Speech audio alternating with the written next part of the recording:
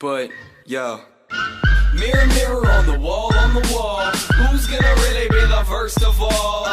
No, not me. I write my own lyrics and I make my own beats, yeah, and I tell you that's peace. I don't ever go to work, I just go and take a seat. Then write another hook in my MacBook. All right, here we are with Archon's Corner. This week we have Big Z, me, Dan, say hi.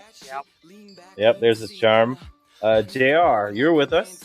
Hello, Keyforge community. All right, it's just us three. Wookie is, I don't know where Wookie is. I think he's in MIA. He's got COVID. Who knows? These two probably know. They live up there, or at least closer than I do.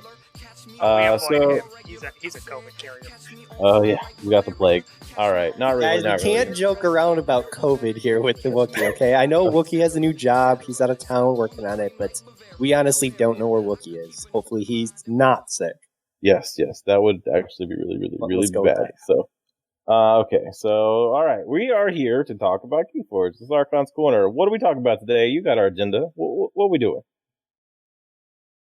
That's you, Ewok. Keep us on track. All right. Focus. So we want to start by going ahead and reminding everyone we have our Amber Rush 16 that is going on. So thank you to everyone who's been following along. We got some great comments and feedback. And in this day and age where competitive play is just online, it is great to see some of these top decks and top players going ahead and squaring off. Very, very high level play. And so I definitely encourage everyone to get a chance to go out and take a peek. I was super excited that we were able to get so many original owners / players of the vaults in that. At the beginning, we were talking about co-piloting a lot of them. And I think all 16 decks except for 2 had the original pilots, and then even one of those 2, the original pilot, came back in round 2. We're not going to say who won in round 2, but yes, we got the original pilot to come back in round 2 and take my spot to pilot her deck. So that was exciting. No clues there with take her deck. Yeah, I think we said it was Rachel. Well, they already know round 1 results. We just don't know. I'm not going to say who won round 2 because that's not out yet. That's not out. So we are further along in our recording, and honestly, there's some great play, but there's also to hear kind of the feedback from the different players coming in the chats afterwards. It's great to have some of these personalities and people coming back and just talking about their deck and kind of even the play of, hey, here's how the 3 games went. I also love to see different choices with holding cards or playing cards. That has really elevated my game and kind of made me think a little bit deeper on some of the strategies. So if you're looking for something to up your game, definitely check it out. Yeah, there were definitely a few situations where I know when you and I were recording together, we were questioning some holds, and then we see things come together, and we're like, well, clearly that's why they won Vault Tours and we don't. Yeah, well, that said, there was a Vault Tour winner that literally made one of the worst Control of the Week calls I've ever seen, period, ever. So the viewers can go find that and watch it. Just go look for Vault winners playing in games that have decks of Control of the Week. I'm sure you can find one. But yes, worst call for Control of the Week I've literally ever seen. Yeah, so be looking for that Easter egg hidden in the mesh, and you can text him on Discord and give him crap for it. He'll love that. LMC said this was the best play he ever saw for his opponent. All right, so I got to apologize for a second. So I got a new computer. I messed up some recording on some of this stuff. Real bad audio levels. So we've been trying to fix it because we want to retain the original commentary with the original interviews from the end. So some of these may get released with lesser sound quality than what we would really hope for. But that original recording we really want to retain if we can. If they're really so bad that we got to go back over the top, we will do that, but we're really trying. That's part of why we're a little delayed here right now and getting the first round out is because I'm an idiot and I messed up the recordings. We still love you, Dan. That's fine. We do. All right. So yes, yeah. And where are they watching these things? Where can they go? Archon's Corner YouTube channel. I'm posting when we get them up. I post them in all the Discords that I'm involved in, and then you can also find them on the Keyforge main Keyforge Facebook page and Reddit page. Awesome. And we had been looking at a Monday, Wednesday, Friday. I think we're a little bit off on that right now, but for the most part, that's kind of the release schedule. And if I can give the little spoiler, we are looking for a big more celebration at the end for the finals being live. Can I say that? Yeah, we don't have a date for anyone, but yes, once we get caught up on our scheduling, I think the goal is to do a live final. It might require some janky timing to find out when the best time the players are, if they're not on the same side of the world. But we'll see. But yeah, I think the goals for the live finals, whether I guess that's still Twitch, right? Does YouTube do live stuff? I don't know. I'm the tech idiot. That'd be Twitch, but we'll still record it, so it'll still end up on the YouTube in case you're not able to make whatever live timing we can do. Yeah, so hopefully that'll be a fun experience for all of our fans. But I think we might try a little more with that if we can get the 2 players to do a recorded game chat while they're playing too, depending on who it is and if they're willing. But we'll have maybe both a recording of the commentary and the game chat available on that. That would be neat. I don't think I've actually seen that anywhere. That would be kind of cool to see. All right. What's next on the agenda, Ewok? What are we doing? Big piece is Chainbound. So kind of putting out, we have our AC dailies, and thank you to everyone who continues to play. I know things here in the U.S. have been a little up and down with COVID, but we still have quite a few people coming out, and to be honest, quite a few new people. So thank you to all the new people. Big shout out to you all, and let's just keep playing some MM. I mean, that was a huge burst of excitement to be able to see TCO playing MM, and there's some great decks out there, some great personalities, and a lot of different chat channels where you and your partner can go to the table that you're assigned and be able to talk through kind of what's happening. So I'm loving it. Yeah, I got to meet a new player this week. It was a great guy. We had a great conversation after game about like how the decks work and how my deck, like I high rolled on a single turn, and that's why I won. But until then, his deck had never lost, and just talked about through his deck and gave feedback like, yeah, your deck's awesome. Your deck's probably way better than mine. Just, this thing happens, and that's Keyforge. So like, I got that was cool. Like that was probably the first time in a long time I had like just a piece of that experience that I love about Keyforge, the getting to meet the people and talk to them about their Keyforge story. That was really cool, getting to do that. That was Sunday. No, that was Thursday. It was this week, Thursday. So that was fun. So in case, sorry, Z. Go ahead. So I was going to say, in case you guys haven't gone ahead and checked it out, the dailies are still running where we put up odd stipulations. So you get to play a wonky deck, something that's a little bit different. I think some of the last ones that we've run as of tonight, it was like one of your top 3 MM decks that has the most enhancements. We've had the first deck alphabetically in your group. So I saw that one. I wanted to play so bad, but I was busy that night. It was literally go to your decks of Keyforge, search alpha, play your first deck. And like my first deck was like some 56 SAS deck. It looked okay actually, but I had already plans with my son that night. And I was like, okay, I can't make it. But that event looked really, really fun. That was cool to see because I had no idea. Like I have 1,000 decks. I have no idea alphabetically what deck is first. So like that was really cool. Like I like that stipulation. That's cool. Fun stuff. So I definitely recommend everyone coming out. And then we do have Chainbound that is running on Sundays and Thursdays. So being able to see some great decks, stacking some chains, and seeing how that impacts individual decks. So a lot of fun. So, yeah, we're getting to play a lot of Mass Mutation stuff there. Take a couple minutes. Quick thoughts on Mass Mutation. I mean, one thing I've noticed is I'm now opened 10, 11, 12, maybe 12 cases of Mass Mutation.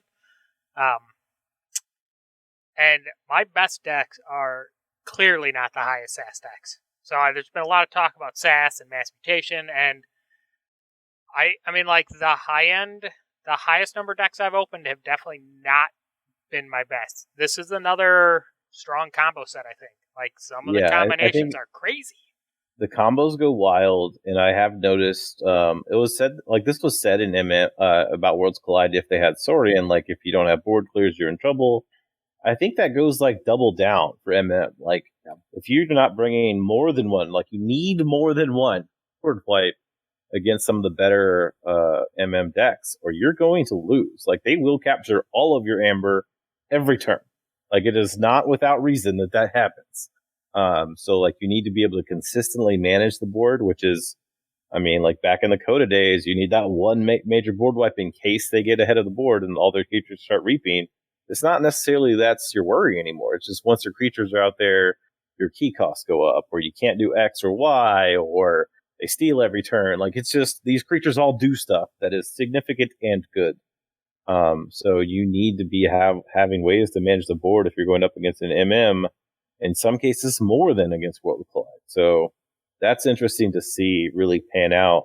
And now that we have two sets like this, like I predict, assuming OP ever comes back, like real OP, that is a significant meta shift that's going to have to be addressed. I've even, I don't even know if we stated here, but anyway, there are potential things that might need to be adjusted in SAS ratings and ARC scores of stuff like a board wipe. Because remember, our baseline for all board wipes that we've ever looked at as far as the ARC score is based out of a Coda synopsis of the value of wiping the board. That's never been adjusted. It's been like the creature control score has been what it has been for a very long time on Gateway to Disc. Yeah, which is like a 2.5 ARC card, right? Yeah, like I don't even know if it's that. Or like Spirit's Way, I think maxes out below 2. Spirit's Way, in my opinion, is one of the best cards I can get in MM. Like, I love that card for Mass Mutation. It's like, oh, no chains, wipe the board, let's go. Lay down 2 Grey Riders or whatever nonsense you have in-house, and just go to town. Like, I think there needs to be some adjustments in general with how effective mass creature control is looked at, because its value is way, way higher than it ever was in an open field of Keyforge. Yep. And if it's in sealed MM, like, that's the best card in your deck. Pretty much guaranteed.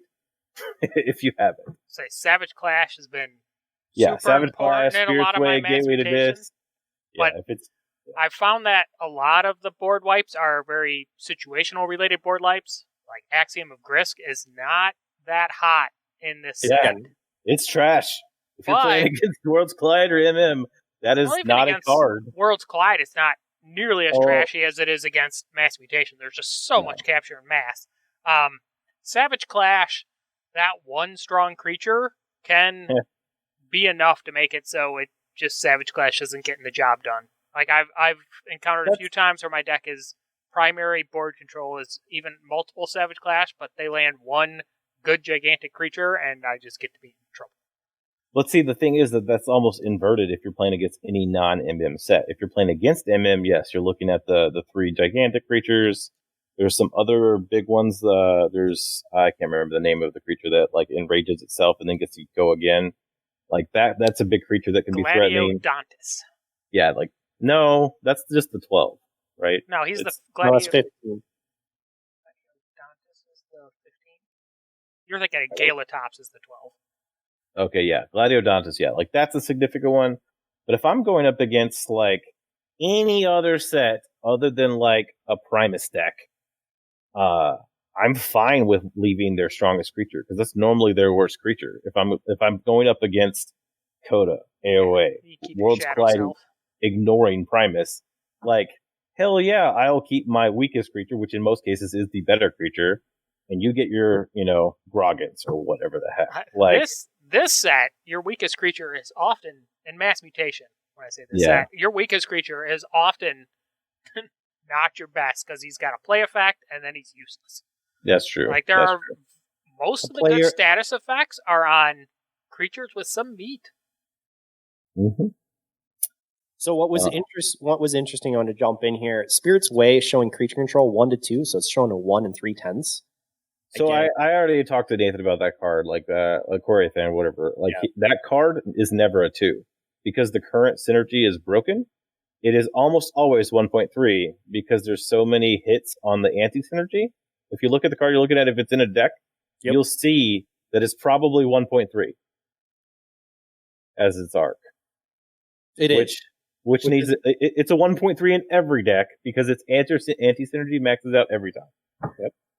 So that's one of the things that needs to, like those cards, like that card just doesn't need to have an anti-synergy anymore. Like its value is you can maybe hit its efficiency as like a negative 2.5 as like the inlaid, there's a good chance you'll discard this deck in a non-zero amount of games, like discard the card. But the creature control needs to be much higher for that card. Same thing with Gateway to Abyss. Like, those need to have much higher C values. And yes, you could still hit the negative F, which is fine. That makes sense. But like, they are doing a lot more than they've ever done. The meta. I agree 100%. What's interesting is one of my better decks has 3 Gateway to Abyss, but that's the board clearance. So I like the multiples, but it impacts the game differently when you can go ahead and Eaton's Jar it. And it's happened multiple times where it's like that just took 3 out. So seeing multiples, I really like the idea of a board wipe in 2 different houses.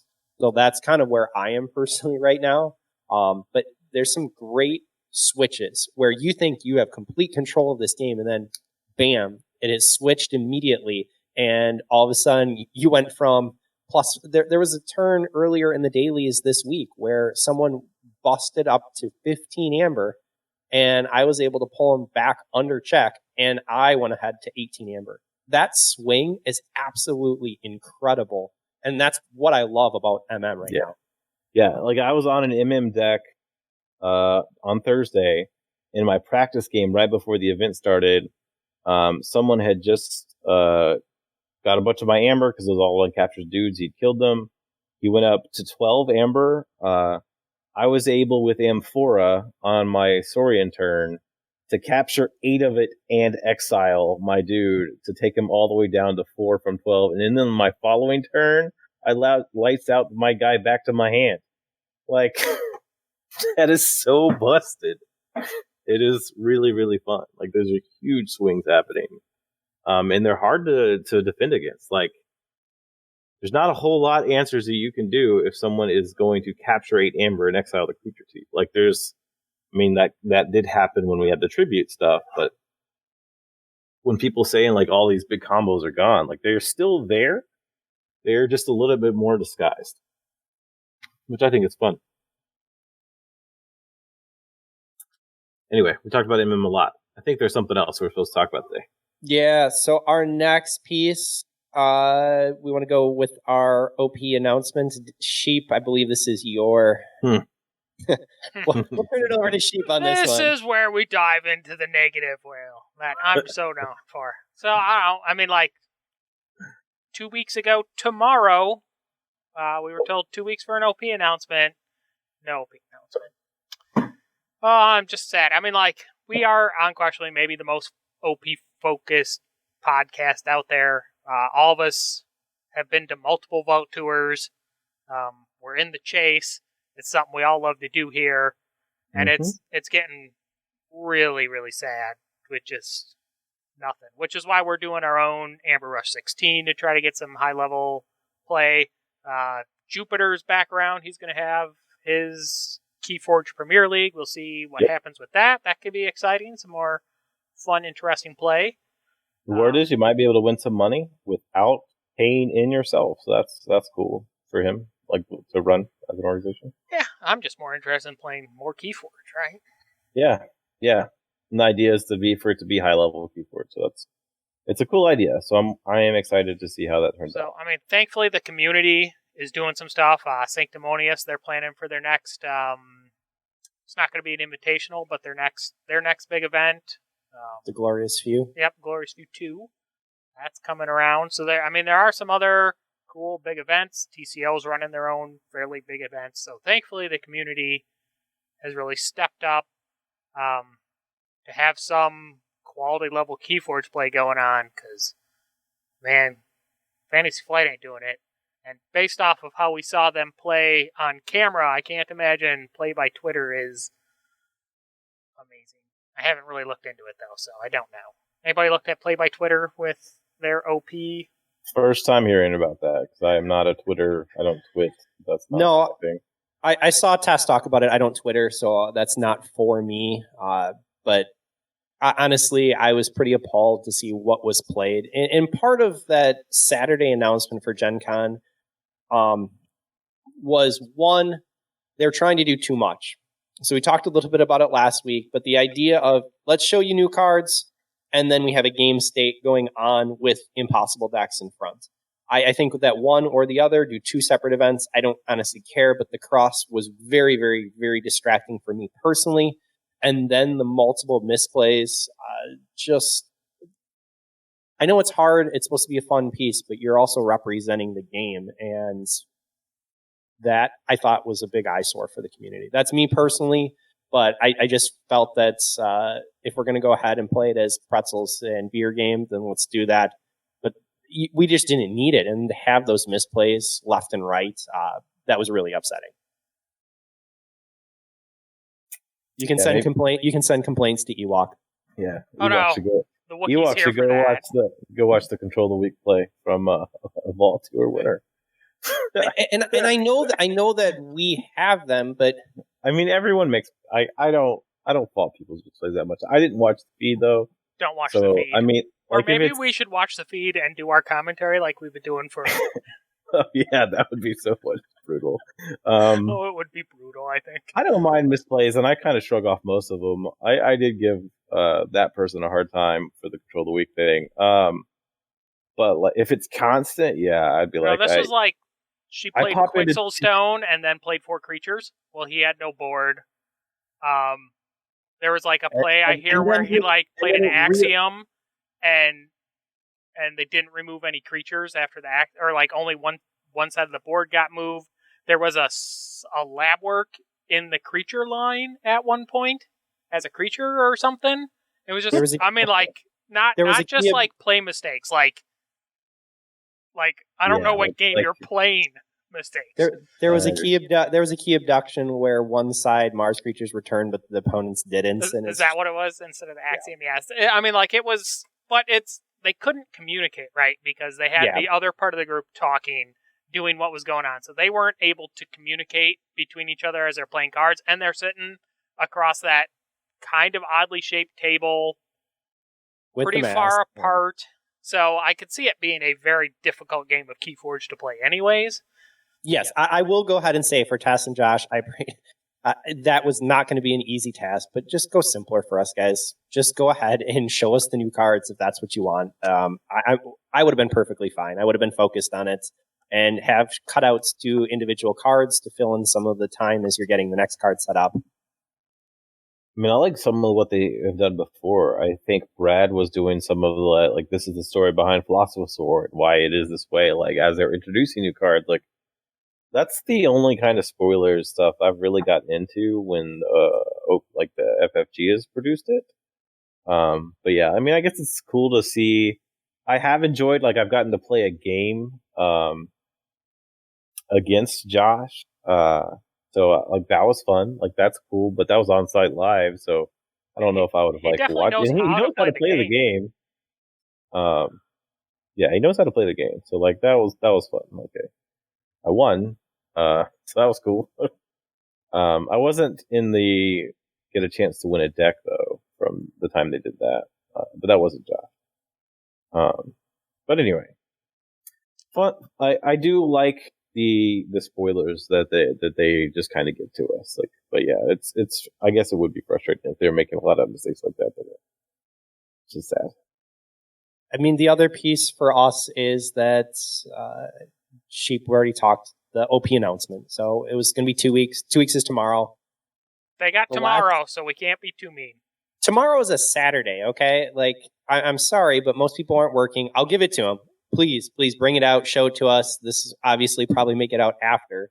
But the last announcement we had on the OP website was January 3rd. I mean, we're joking about, is there another website? Like, yeah, we were promised a brand new website. Yeah. It's still in the works. I mean, you know, the COVID situation, I'm sure, has destroyed a lot, but I mean, there have been other people who've helped on this podcast before who were probably even way meaner than we are now about how bad their communication has been in the past. And, well, I gotta say, right now I feel it. Like, I'm feeling like at least, you know, it's clear that the game itself is going to live.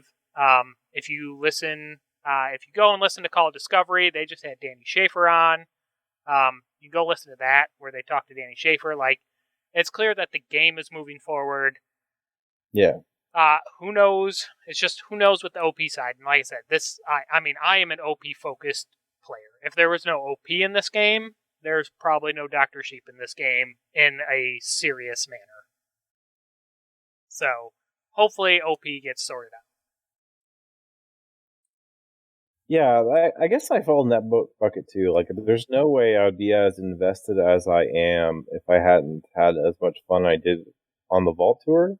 Meeting the people I did, getting to meet, like, be part of the groups that I'm part of group with, because the groups that I am a part of wouldn't exist without OP. So yeah, like, I'm definitely in that bucket. I think if future wise, I'm going to always own Keyforge decks. I'm always going to play it from time to time because I think it is one of the most fun games I play. But yeah, like, I agree with that, Dan. If it wasn't for, like, the actual OP side, I think, like, myself included, a lot of us wouldn't be around still. So I hope one day they do get their stuff figured out and we start progressing with, like, real actual updates that are related to OP versus, like, I don't know. I mean, FFG is, like, the master of announcing announcements. So, like, I'm tired of that.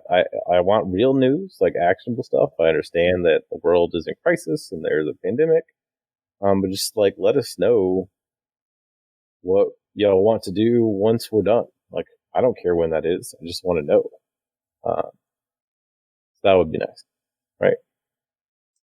Would be nice. And I'm not even, like, when I say OP, like, Vault Tours are fairly important to me, but I'm not that invested. I've never been that invested in Vault Warrior. Like, I would play, but that was never the draw for me. Like, I never got into this game going, oh, hopefully there's cash prizes someday. So that part, if it comes, it comes. If it doesn't, it doesn't. But right now, with there just being nothing, there's no prize kits. Chainbound is sort of happening, but, like, even like store level OP is just at best stagnant.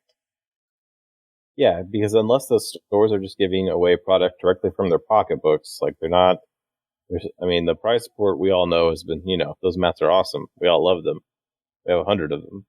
And I do like some of the mats, but, like, once you've won so many, it's just like, okay, anything else would be nice. And the new disc tokens were cool, but like, that was kind of right there before everything blew up.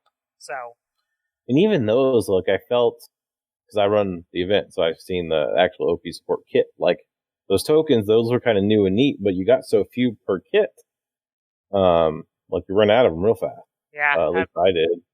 And then, like, it's a crapshoot on some people are interested in them because they're neat new tokens, and other people have all their own tokens well invested into third-party aftermarket tokens, and they're like, yeah, what do I want with purple versions of the same cardboard tokens everybody else has? I do like tokens. I have a set. Obviously I have other tokens I use, but they're cool. I had them for extra prize support at a store championship, and those went before store championship level prize kit stuff. Yeah. Oh, they didn't want a Bingo Bang Bang mat number 8. Turns out. Okay. No. I like that mat. I think it looks cool. I have a whole bunch of them. Okay. Yeah. So the only other piece that we had for announcement was that the Impossible decks are up on TCO. So if you are an online player, if you're interested in that, kind of go check out those decks. They're live on TCO now. So and I think I talked about this, maybe I was chatting with some people on Discord, but the only thing I really think with Impossible decks, and remind me if I talked about this last week, is Impossible decks leads me to say that they are aware of constructed Keyforge. Right? Yeah, maybe we did talk about this because I say this was Blake's last week. So it's still maybe constructed Keyforge is a hope for them, or is a hope for people who really want that, because that's what Impossible decks are. I do know. Yeah, I know there's people that do. I'm not a Magic person, not a Magic player, not a fan, so that takes away a lot of what drew me to it, if that becomes, like, the thing. On the other hand, my 500 decks become more useful when I only need 1/3 of most of them. Yes, I definitely have the cards to make near unbeatable decks, for sure. Yeah. But yeah, Anyway, I mean that's pretty good. I think we're about an hour here. Talked about most of what we need to talk about. I think we could wrap up here. Let's go ahead and do it. I know that we had talked about going into new cards, but frankly, we had talked ahead of time, and we're really enjoying MM. There's a little burnout of maybe cards coming in. We will share them, but if we're already at an hour, I say let's go ahead and save the new cards for next week. I think we're gonna hold. Yeah, we should hold off and talk about some of the DT stuff once we get a more clear picture. Because I know that happened to some of us with some of the cards in AOA. Although I was pretty down in AOA the whole time, but I definitely did unfairly assess some things in both AOA and Worlds Collide without getting a more complete idea of the scope. That definitely happened in MM too. There's some cards that are way better in MM because of other synergies that we could have seen without knowing more of the cards. So I would like to get a little bit more scope of the cards before I start talking about them. I think I have a pretty good grasp on where they're going with what we've seen, but we've seen so little. It's hard to really give any competitive or future, conjecture about what it'll do. I can go ahead and say for MM, when we were taking individual houses, and I know we talked last week a little bit about this, you miss some of the combos, but the end result is there are cards in MM that just don't stand out by themselves. But with the enhancements, with some of the play for combo-ness, and that's what we're talking about, seeing that combo, they have really upped their game, in my opinion, with other cards. The biggest highlight I can give the audience, for an example, if they didn't listen to our assessment of those lines, is that we had a long conversation about Bonithine, and at the end of the conversation, I talked myself into thinking this is a good to above average card, and then I know at least WOOKIE was somewhat down on the card, and I was but now that we know what Bonithine does with Safe House, and even being able to play Bonithine with Subject Kirby, and all the other different things that happen in MM, Bonithine's one of the best cards in Shadows in the set. I was just going to do a little. This is a help from future self thing, but the would you rather, which is would you rather have a Rad Penny or a Bonithine in your deck? Depending on what else is in the deck, it's Bonithine. But if it's in a vacuum and I have to pick one, it's still hard. I still might choose Bonithine. I think I would still choose Bonithine because at the end of the game, that 2 steal is just so much better than 1. Yeah. And to tell you the truth, I've often had points where the recursion of my Rad Penny just ends up filling my hand with 1 or 2 Shadows cards that I don't really want there anymore because you're trying to turn at some point.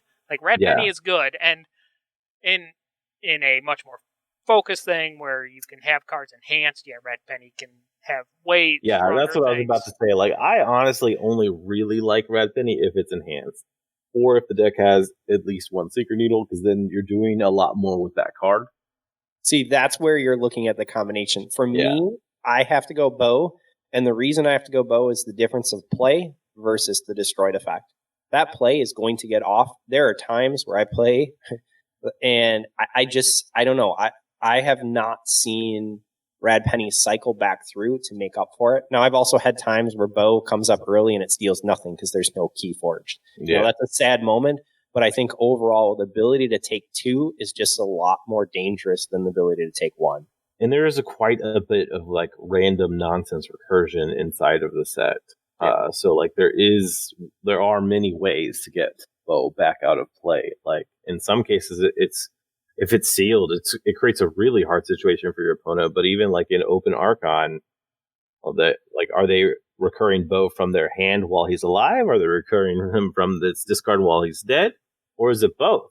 It's the deck.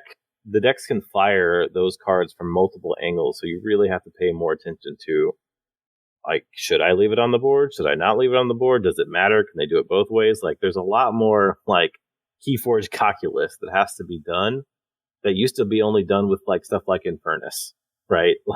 Do they have Exhume? Do they have a stick? That's used to be all you had to look for, but with certain cards now, you kind of have to start looking at all of the angles of a deck, which once we get to live play at the high level, that 2 minutes goes real fast. So Like, because you still have to do all your normal checks, like what board wipes are they, like all the normal stuff that we've talked about in the past. And now you have to start looking at ways that they can recurse things. There is a lot of creature recursion in the set too. Yeah, a lot. A lot that's not bad. Like let's specify. Like other sets have it too. It's just often it's just not great. Other than Exhume, that card's just always been busted.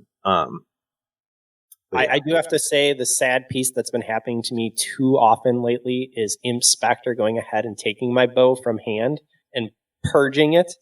I've had this happen multiple times, and it is absolutely infuriating. I'm like, really? You just did that again? The Crucible gods hate you. It happens, but that is the good response for bow late game is, there went an Inspector just to randomly hit it. Mind Fire has been wrecking me.